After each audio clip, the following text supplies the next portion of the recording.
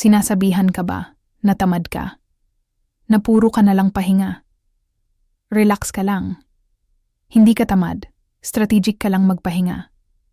Kasi isipin mo, ang isang race car, kailangan din ng pit stop para mag-refuel at magpalit ng gulong, di ba?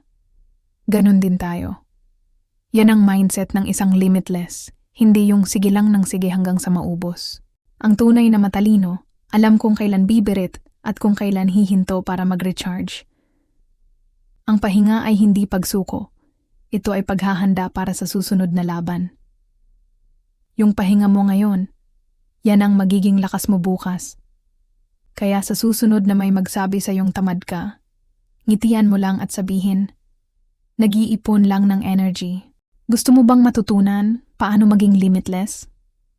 Follow mo lang ang Limitless PH para sa iba pang tips kung paano mag-work smart at magpahinga ng tama. Maraming salamat sa panonood. Huwag kalimutang mag-subscribe para lagi kang updated.